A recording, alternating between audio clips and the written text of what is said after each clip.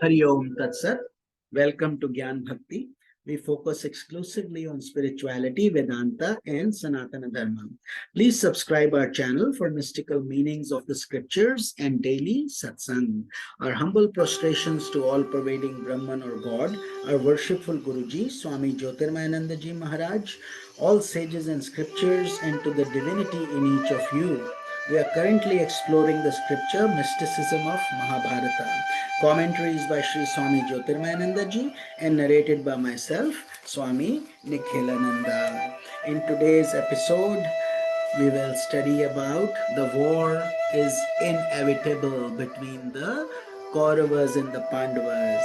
Convinced of Karna's unwillingness to come to the side of Pandavas and the Duryodhana's blind and relentless desire for war, Krishna proceeded to Upaplavya and told Yudhishthir that they must prepare for battle.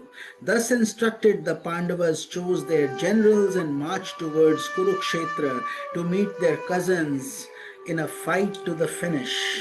This stage of the Mahabharata symbolizes the point in an aspirant sadhana at which he is finally prepared to confront his inner enemies, the Rajasic and Tamasic impressions that abide in the unconscious, more directly and forcefully.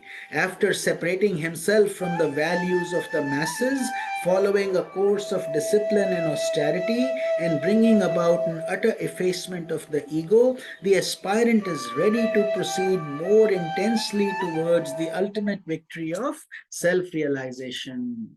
The Pandavas made every righteous attempt possible to live in peace with the Kauravas, but their enemies would agree to nothing short of absolute victory for themselves. Thus, the Mahabharata war had to begin. Similarly, as sadhana advances, the negative impressions within you cannot reconcile in any way with the increasingly powerful positive impressions. Not even the needle point of peace will be afforded to the soul as long as avidya or ignorance continues to exist. So therefore, that becomes the challenge and the need for the war. Therefore, the impure impressions based upon ignorance are doomed to be destroyed by the onslaught of wisdom in the ultimate spiritual confrontation that leads one to self-realization.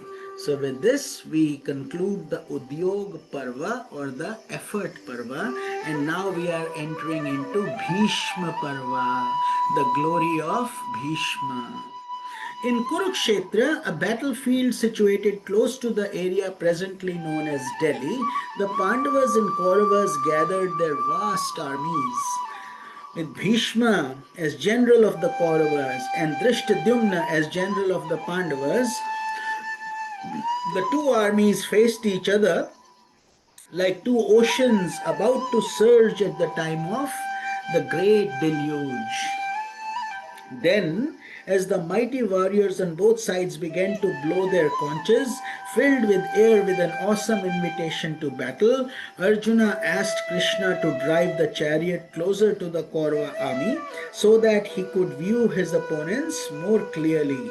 Seeing Bhishma, Dronacharya and others, Arjuna was suddenly overcome by a sense of grief because all these great men who were his adorable elders, who were his family members and gurus, were going to be killed. Much to the amazement of the onlookers, Arjuna then threw down his bow and arrow and slumped in dejection, telling Krishna that he could not fight. Krishna immediately began to scold Arjuna for behaving in a way that was unworthy of his Kshatriya nature, encouraging him to understand that the grief and confusion he was experiencing were the result of egoism, of delusion born of attachment, and of the manifold impurities of the mind that cloud human reason. So Lord Krishna was critical of Arjuna, like any good guru should be when the disciple is led astray. To further allay the doubts and despondency of Arjuna, Krishna imparted profound spiritual teachings about the correct performance of one's duties and the power of integral yoga to remove all misery in life and lead one to the highest victory, self-realization. So thus Lord Krishna prescribed the path of balance, integral yoga, meaning karma, bhakti, jnana, dhyana.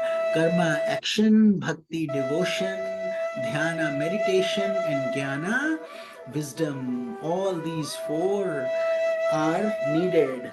These immortal teachings constitute the great work known as Srimad Bhagavad Gita, which has brought inspiration and enlightenment to countless spiritual seekers of all religions.